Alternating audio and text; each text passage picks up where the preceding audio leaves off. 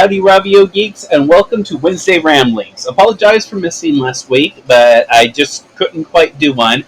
But today we are going to talk about this season of Chucky. So, obviously, spoiler alerts if you have not watched. I did a long episode on the first episode. This episode is going to be shorter, and I'm going to gloss through the next two episodes and probably spend a little more time discussing last week's very strange episode, which was quite the tonal shift from the rest of the series.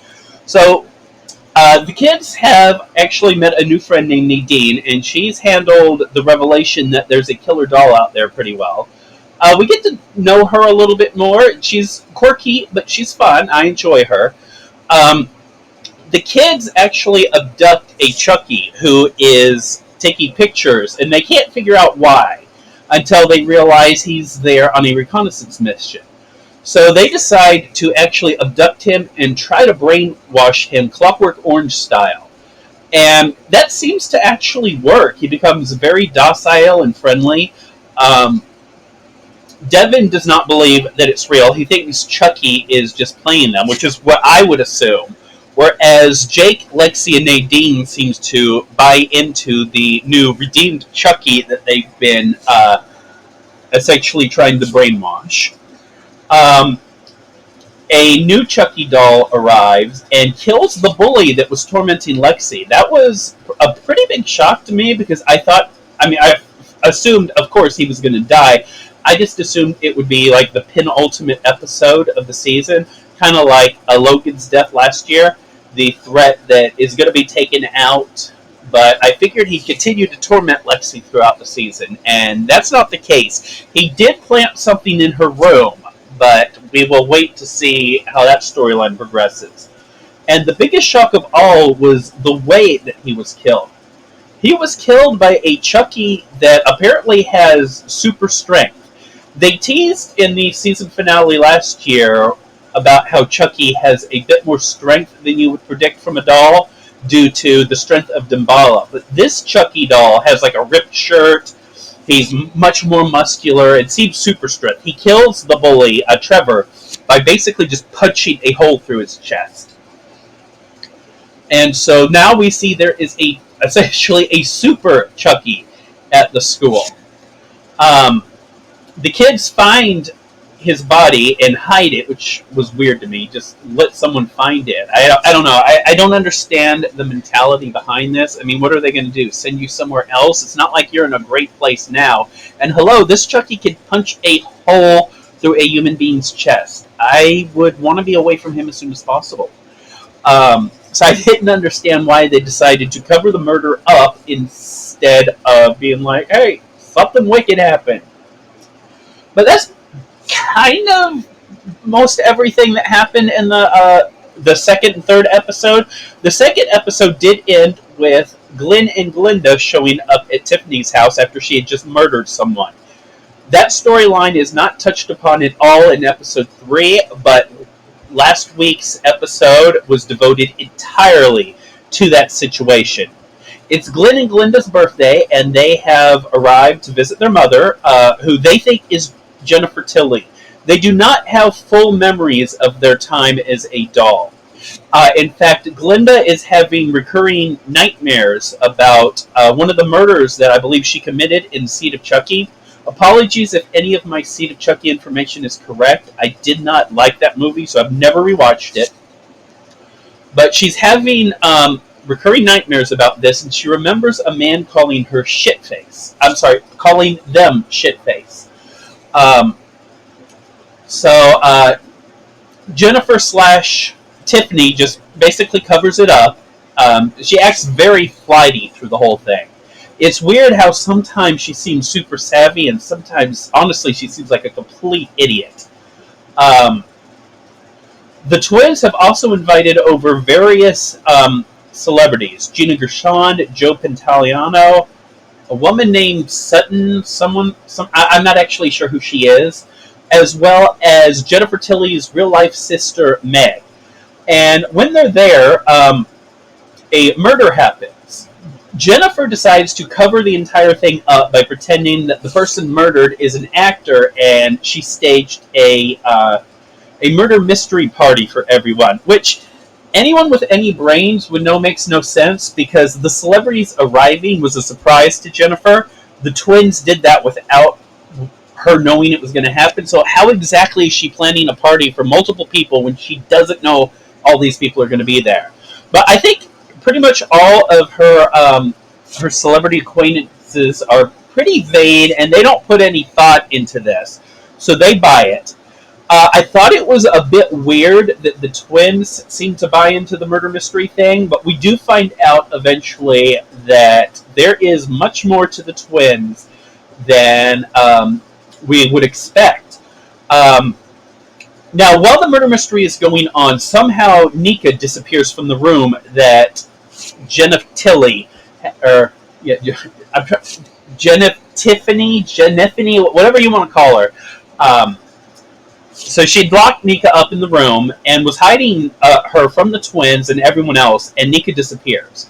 And so that is also playing into Tiffany's paranoia about what's happening with the murder that she's convinced everyone is not actually a murder.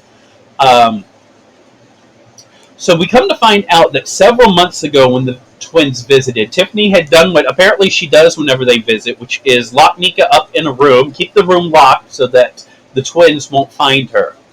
Well, after Tiffany passed out, the twins broke into the room and discovered Nika. And Nika tells them a bit about how their mother is not really Jennifer Tilly. She's a sick woman who has taken possession of Jennifer Tilly's body. And so the twins, they don't know whether to buy this, but at the same time, this woman's arms and legs have been cut off, and she's gagged and locked up in a room. So they know something is clearly wrong. When Glen walks off, Glenda accidentally cuts themselves on their knife, and this triggers an emergence from Chucky, who kind of basically reveals him/herself, because remember, Chucky is in Nika's body, or this version of Chucky is in Nika's body, and reveals that he is Glen and Glenda's father. Glenda does not initially believe Chucky/Nika until Chucky refers to them as shitface. And so they begin a plan to get Nika out of the house.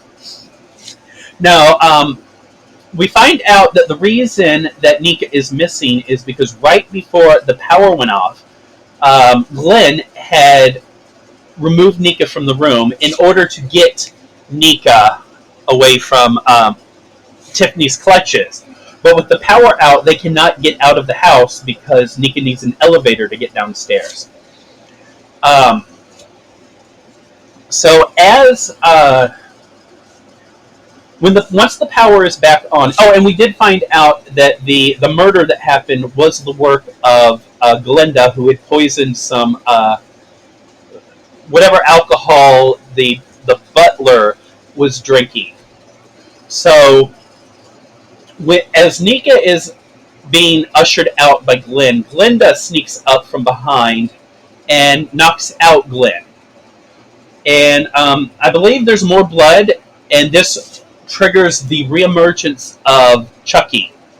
Glen and I'm sorry, not Glen, but Glenda actually equips Nika with some mechanical arms, and Nika attempts to shoot Tiffany in front of everyone.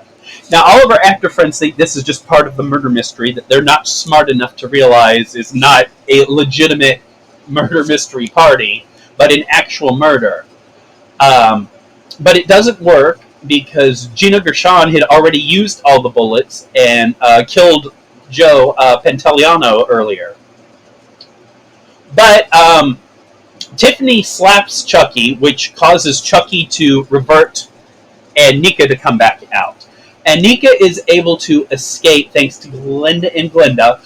Glen decides to stay with their mother while Glenda flees with Nika. And they climb into a van that is being driven by Kyle, who is very much still alive. Unfortunately, the episode actually kind of spoiled this for anyone who paid attention to the cast list at the beginning. Christina Elise's name was there in the credits, so I knew she was going to be showing up at some point. I'd already figured she was going to be because the teaser video showed someone in a leather outfit very similar to hers running. But this is the episode she returns in, and it was spoiled by the credits at the beginning. But and so I'll be very interested to see how exactly Kyle came into meeting Glen and Glenda.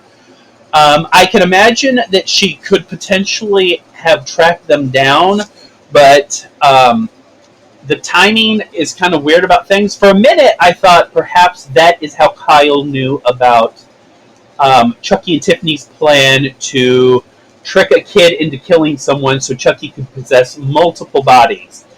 But thinking about it, that can't possibly be the explanation, because Kyle knew about that in the season 1 finale, whereas the twins do not find out about Tiffany possessing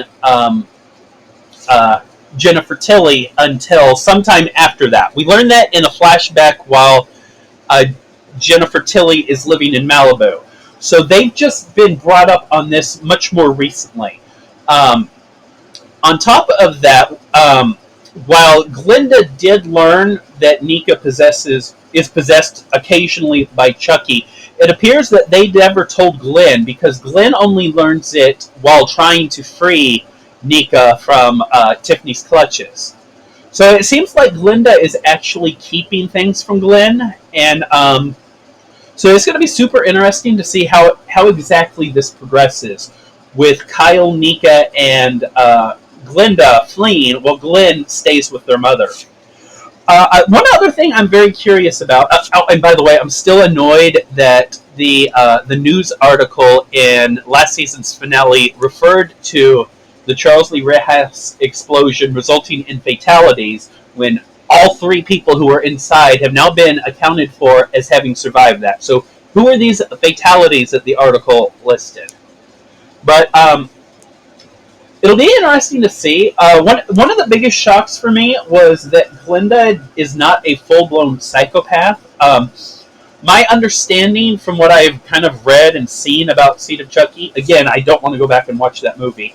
Maybe I will, because this episode was very heavily, I guess, Seed of Chucky-ish. Not so much with the gross-out humor, but there was a much heavier comedic tone to this than through most of the season, or the series thus far.